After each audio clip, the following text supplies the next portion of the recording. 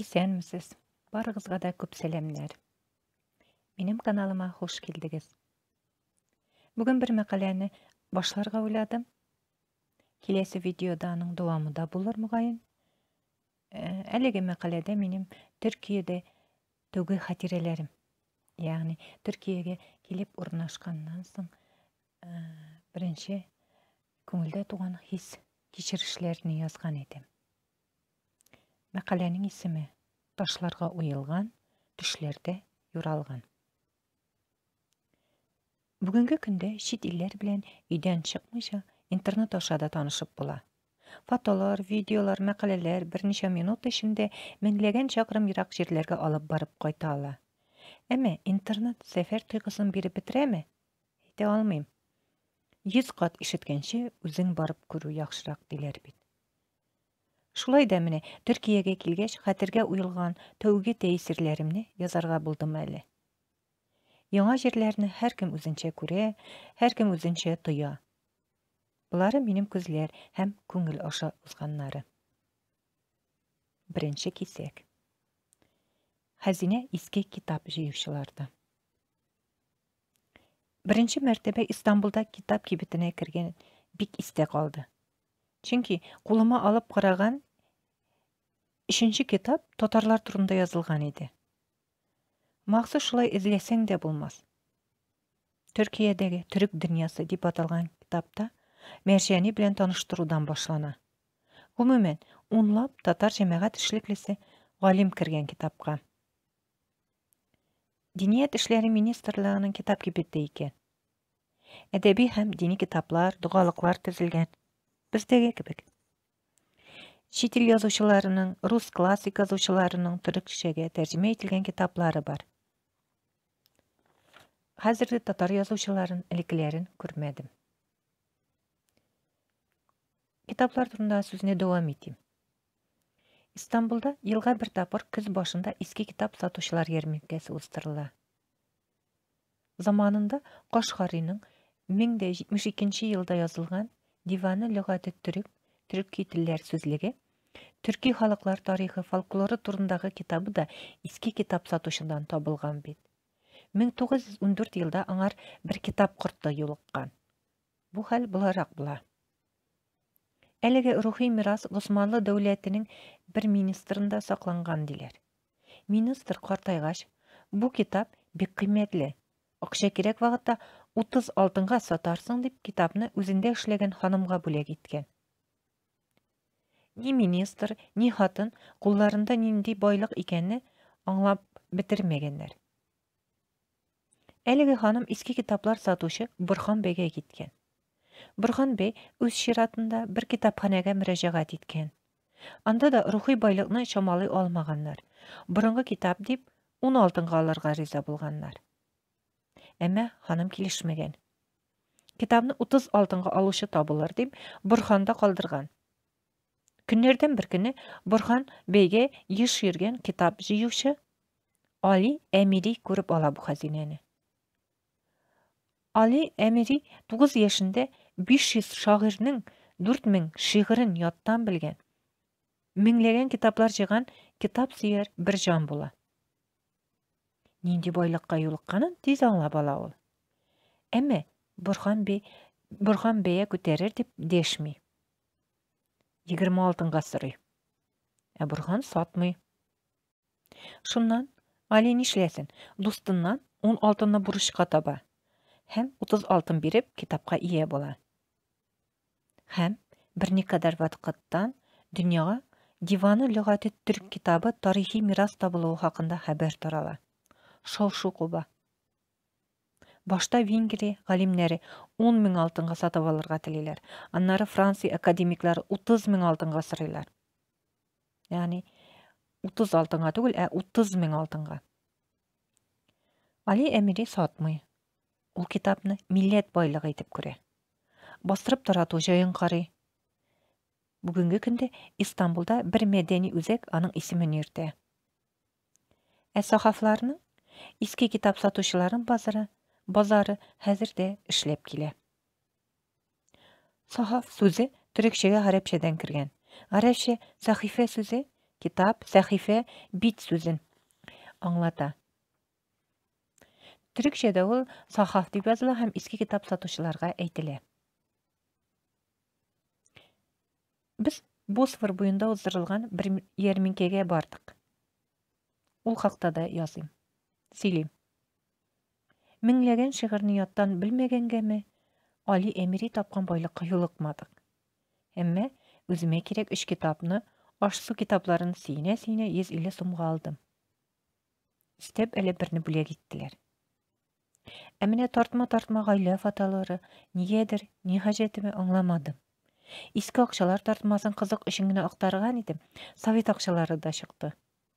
Булары кемгә кирәктер, белмим. Ватык пластинкалары дизайн өчен диелгән. Һәр аларның ватылмаганнары да шактый. Кемнәр генә юк. Әмма таныш җырчылар күренмәде.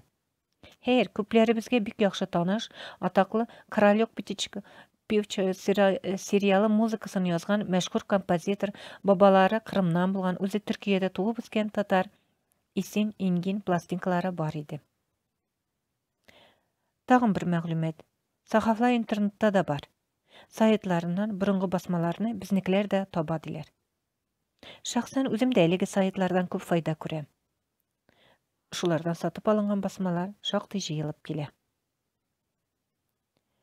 Бүгенге көндә татарларның туган җире Татарстанда тел саклау проблемасы кискен торганда, чит ил галимнәренең татар теле байлыгына багышланган хезмәтләре үзе бер горурлык хис уята.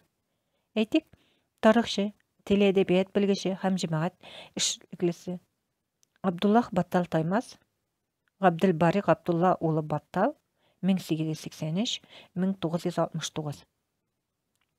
Татар халык әдәбиятын Төркиядә таныткан галимебез. Аның Казан төрекчәсендә ата сүзләре вә даимләр китабы Төркиядә 1965 елда басылып чыккан.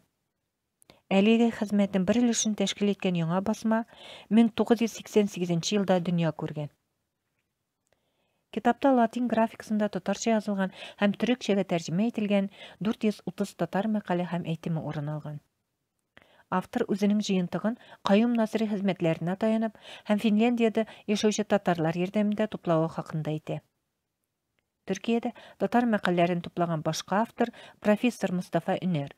Ул үзенең татар ата сүзләре дип аталган җыентыгын Хуҗа Бадиринең халык әдәбияты мәкаләләр ташмаклар китабына таянып эшләвен язган. Бу китап иске татар имласы белән язылган, 1926 елда Казанда дөнья күргән булган. Профессор Мустафа Үнәр үзенең җыентыгына әлеге китаптан 1200 мәкаль урнаштыра. Мәкаләләр нигезендә 1372 сүздән торган татарча төрекчә сүзлек төзи. Бу китапны 2004 елда Төркиядәге татарларның, башкортларның Идел Урар төркиләре мәдәният һәм ярдәмләшү җәмгыяте нәшер иткән. Шунысы кызык, әлеге китаплар белән танышканда, бүгенге көндә инде күп кенә мәкаләләр өлешчә яки бузып әйтелгәнен аңлыйсың.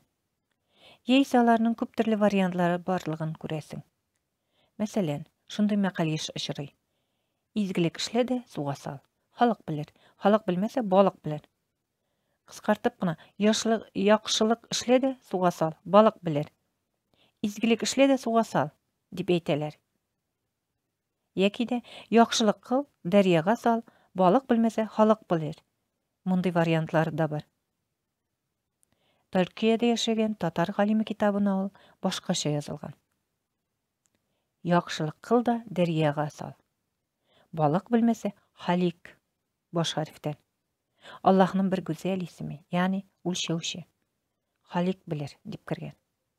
Әлбәттә, эчтәлек ягыннан караганда кайсын ишетсәң дә яхшылык онытылмас дигән фикер кала.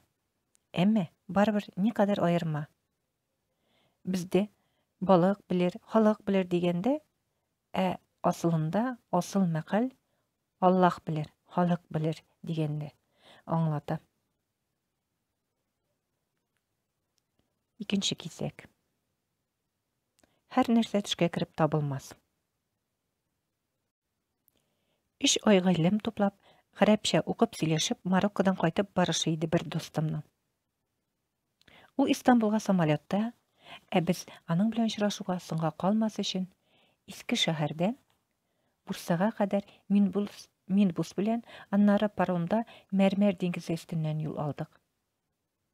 Менә шулай ике татар кызы, берсе очып, икенчесе йөзеп килде дә Истанбулда 3 сәгатькә очрашты һәм Төрки дөнья капкасын ачты. Ушымда исә, чыннан да бу очрашу булганын белдереп, Марокконың танылган зәңгәр капка рәвешендә ясалган магниткасы гына калды. Аннары ул да суыткычка менеп кунаклады.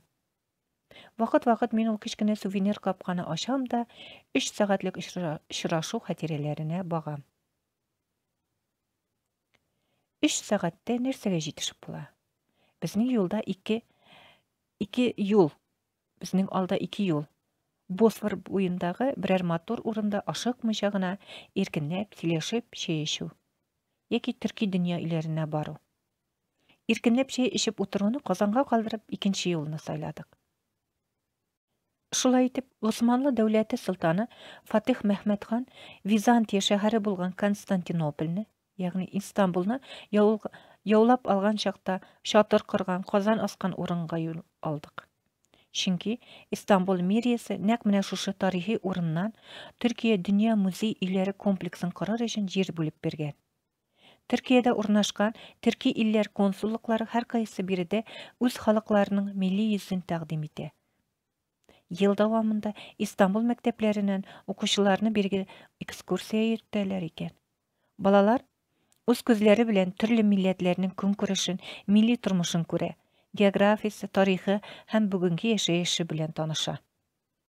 Төрек дөньясы мәдәният мәхәлләсе дип аталган комплекста берсеннән берсе төсләре, корылышлары, матурлыклары белән арылып торган милли өйләргә кергәнче, Янәшәдәге тарихи мәчет үзенә җәлеп итте. 1592 елны төзелгән Тәккәҗе, Кәләпүшче Ибраһим ага мәчете булып чыкты ул. Мәчетнең биек капкасына бик тә зур сабак бирерлек тарихи риваят тыңлап узгангамы, әллә борынгы ташлар тәэсир иттеме, рухи бер күтәренкелек белән ишек төбенә килгән идек. Ишекләре ябык икәнне күргәч, салкынайтып җибәрде төсле. Шуңа күрә баскычка җәелгән намазлыкларга, кәләпүш рәвешендә ясалган тәрәзә ишекләренә карап бераз аптырап калдык. Шунда мәчетнең ишекләре эчтән ачылып китмәсенме? Хәзрәте Коръән укып утырган икән. Безне тәрәзәдән күреп чыкты, сәлам бирде, хуш килдегез дип каршы алды. Заманында Ибраһим ага дигән бер кәләпүшче яшәгән. Кәләпүшләр тегүче. Бүтән тапкан ризыгы, көн күрмеше шул кәләпүшләр тегеп сатудан икән. Әмма Ибраһим ага һәр намаздан соң бер дуга кылган. Мәчет салырга телим, шуны эшләргә насыйп ит, дип сораган ул Раббысыннан. Шуннан көннәрдән бер көнне аның тышына аксакаллы бабай кергән. Әлеге бабай, синең ризыгың 3 йөземдә дип, йөземнәр үскән урынны хөрмә агачына уралган йөзем агачын күрсәтә. Ибраһим ага бу төшне 2 тапкыр күрә. 3нче тапкырында исә аксакалы бабай аңар. Синең ризыгың булган бу йөземнәр Багдад шәһәрендә, шунда бар һәм аларны аша ди. Кәләпүшче төшләре турында хатыны белән сөйләшә. Алар бу төшләрдә бер хикмәт бардыр дигән фикергә киләләр. Ләкин хәзерге замандагы кебек тиз генә самолетка утырып дөнья әйләнә торган түгел. Ул вакытларда икенче бер шәһәргә бару бик күп мәшәкать, кыенлыклардан торган, айларга сузылган. Ибраһим аганы берни куркытмый һәм 300 йөзем бөртеген эзләп ерак юлга чыга. Шуннан да төшендәге йөзем агачын таба ул. Кадерле тыңлаучылар, тыңлавыгыз өчен рәхмәт. Әлеге мәкаләнең дәвамын алдагы бер видеода куярмын. Язылырга онытмагыз, лайкларыгызны да куйсагыз була. Очрашуга кадәр.